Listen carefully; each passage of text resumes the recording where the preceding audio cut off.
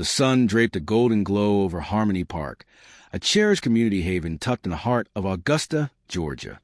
The air carried the gentle warmth of spring, softening the edges of the world, slowing time, and cradling everything in a fleeting moment of serenity. Families spread blankets across the grass. Children's laughter rang out as they chased iridescent bubbles, and couples wandered hand in hand beneath the delicate blooms of magnolia trees. It was a kind of day that restored faith in the world's kindness. Amid this tapestry of joy was Nia Thompson, a 9-year-old girl with sparkling hazel eyes and a dimpled smile that radiated warmth. She wore a lavender sundress, her braided hair adorned with colorful beads that clicked softly as she moved. Her teal bicycle, decorated with shimmering tassels, was her prized possession. Her mother, Lena, sat on a picnic blanket, a novel open but unread in her lap, her gaze following Nia with the quiet vigilance only a parent knows. Nia wasn't drawing attention or causing a stir. She was simply pedaling along the winding path that curved past park benches, her laughter mingling with the breeze. She paused to help a young boy retrieve a dropped toy, earning a grateful nod from his father, before steering toward a shaded corner where an elderly woman played gentle blues on a harmonica.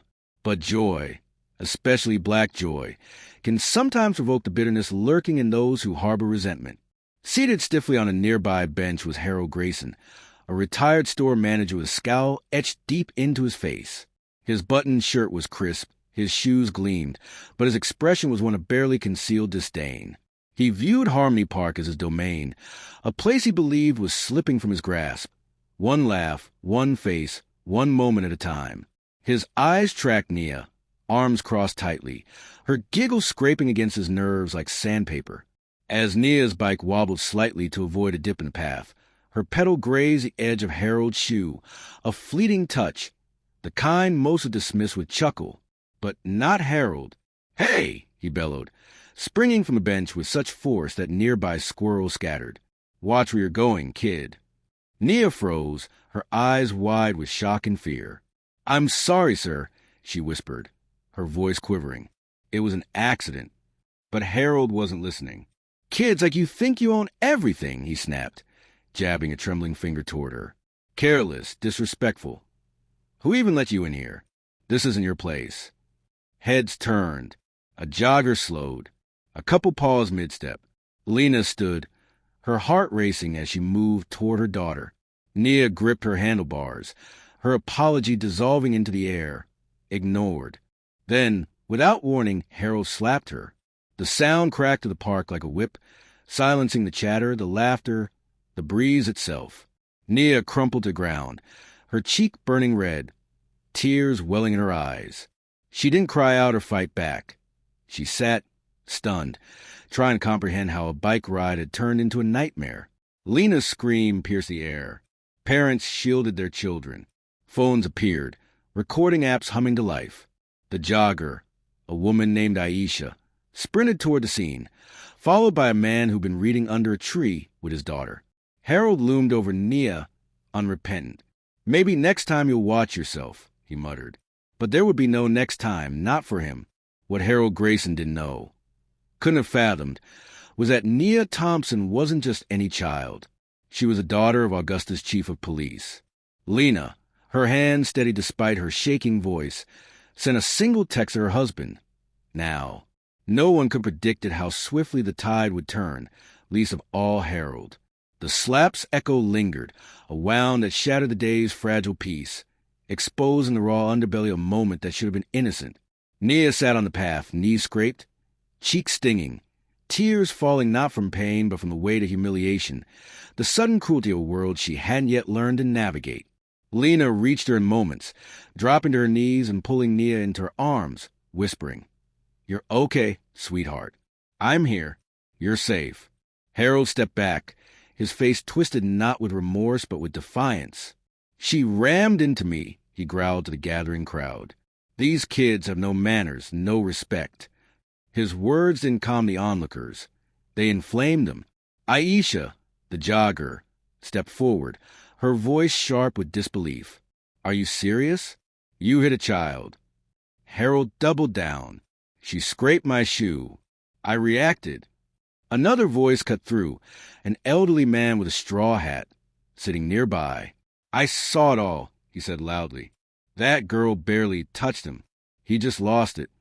Phones multiplied, some filming silently, others capturing whispered outrage. The shock was morphing into something collective, something fierce.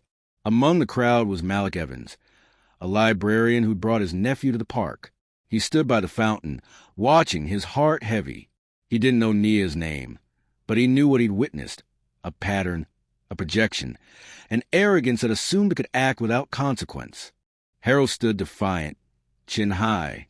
"You're blowing this out of proportion," he snapped. "This is what's wrong with this country. People overreacting." Aisha stepped closer, her fists clenched but her voice steady. "No, people are tired. Tired of watching men like you hurt kids and think you can walk away." Lena rose, still holding Nia, and faced Harold. Her voice was low, controlled, but her eyes blazed. "You don't know who you just hurt," she said. "But you will." Harold scoffed. "What? You're going to play the victim card and ruin me because I defended myself." "No," Lena replied. "The truth will do that." The crowd parted as a young woman in a police jacket jogged up, off-duty, but alerted by Lena's text. "Lena," she said, breathless, "the chief's almost here." Harold's posture shifted, his bravado faltering. "The chief? You'll meet him soon," Lena said. "He's her father." The air grew heavy with anticipation. Whispers spread. A teenage girl from the skate park approached, gripping her board. "I bumped into that guy earlier," she said to a woman filming. "He didn't say a word to me, but the second she got near him, he went off." More voices joined. "I've seen him snap at black kids before," a man in a baseball cap muttered. "Thought it wasn't my place to say anything. Now it is." The harmonica player paused her tune, setting her instrument down with quiet reverence. "The world's shifting," she murmured to a child nearby. "One step at a time." Sirens blipped faintly in the distance, not urgent but inevitable. Chief Marcus Thompson arrived, stepping from a black SUV with measured strides. Tall, broad-shouldered, with gray flecks in his hair, his uniform was immaculate, but it was his presence, calm, resolute, that hushed the crowd.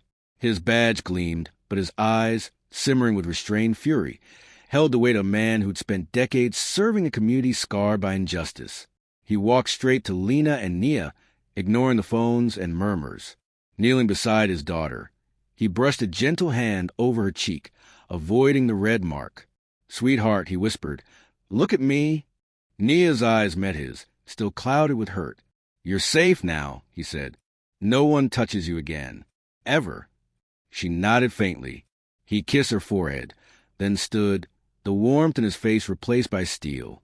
Turning to the two officers nearby, who shifted uncomfortably, he spoke with unshakable authority. "Officers," who responded to this call. "Officer Carter." The senior of the pair cleared his throat. "That's us, sir. We got here about 10 minutes ago." Witnesses said the girl was struck, but he claimed self-defense. Marcus's eyes narrowed. "Self-defense? Against a 9-year-old? Did you interview her?" "Not yet, sir," Carter admitted. "Did you take statements from witnesses?" "Not formally." The second officer, Ruiz, mumbled. "You took his word," Marcus said, gesturing to Harold, "and dismissed the crowd's account, including the victims." "Correct." The officers faltered. "We were de-escalating." "You let an assailant prepare to walk away," Marcus cut in. "Report to Internal Affairs. You're off field duty, effective immediately." The crowd murmured, emboldened. Harold, now pale, stammered, "I didn't know she was your daughter." Marcus turned, his voice sharp. "That's your excuse? Her dignity shouldn't depend on who her father is." Silence fell, heavy and absolute. "No child deserves that," Marcus continued. "You saw her and decided she wasn't worth respect. Then you dismissed the people who called you out." Harold opened his mouth, but Marcus raised a hand. "Don't speak unless it's an apology. And even that might not matter now." More vehicles arrived. Internal Affairs, unmarked cruisers. Justice wasn't an abstract promise. It was here, tangible. Marcus addressed the crowd. If you saw what happened, please stay and give statements. Every voice matters. People stepped forward, parents, joggers, teens, all ready to speak. Harold's defiance crumbled, his scuffed shoe now a symbol of his unraveling. An investigator approached Marcus, whispering. He nodded, then lifted Nia into his arms, careful of her cheek. Lena touched his shoulder. You did what was right, she said. Marcus looked out at the park, a place of joy turned battlefield, and sighed. She'll carry this day forever. I just hope she remembers the people who stood for her more than the pain. The park didn't return to normal that day. It couldn't. But as squad cars left and Marcus carried Nia home, something else lingered, something stronger than silence. Videos of the incident spread online, igniting national outrage. Millions saw a little black girl struck, her mother's fierce restraint, her father's unwavering justice. Hashtags like hashtag Justice for Nia and hashtag Protect Our Kids trended. The clip wasn't just a story. It was a mirror reflecting truths too long ignored. By morning, Augusta's mayor held a press conference with Marcus and the city's community director, vowing policy reviews and accountability. The next day, parents returned to Harmony Park, not to protest, but to heal. They brought chalk, flowers, and their children, laying out a banner. We stand with Nia. Kids wrote messages on the pavement. You are strong. You are enough. Lena watched from the sidelines, not ready to join but unable to look away. A mother approached, offering a smile. If Nia wants to see what happened after, we'll be here. Lena nodded, her throat tight. She'd taught Nia to be resilient, to smile through pain. But now she saw it wasn't about strength alone. It was about a world where kids could just be. News outlets covered the aftermath, the community's unity, the demanded accountability. The harmonica player, Miss Clara, told a reporter, I've seen men like him before, but I've never seen a father carry that kind of grace. We all needed that. Nia's story sparked workshops, sermons, and debates. The police department introduced bias training, led by social workers. Lena joined a council group on public space equity. Aisha volunteered at a youth program. The skate park teen spoke at a summit on allyship. Nia, unknowingly, had changed her city. Weeks later, Nia returned to Harmony Park, her braids adorned with a yellow ribbon. She wore a denim jacket with star patches her mom had sewn. Passing the spot where it happened, she didn't flinch. At a new garden, Nia's Grove, kids greeted her, one offering a daisy. You're the girl who didn't give up, he said. Nia smiled brighter than ever. Officers off duty mingled as community members, helping kids with crafts. Marcus watched, hope taking root. The media had moved on, but the trust being built was deeper, earned. That evening, as the sun set, Marcus hoisted Nia onto his shoulders. She pointed to the horizon. I want to help other kids feel safe, she said. You already are, he replied. Nia's courage had sparked a legacy, not in fear, but in voices that refused silence. Harmony Park bore a new sign, Nia's Grove, a place for every child. It wasn't about pain, but perseverance, a testament to a girl who rode her bike again, and a community that chose to stand with her,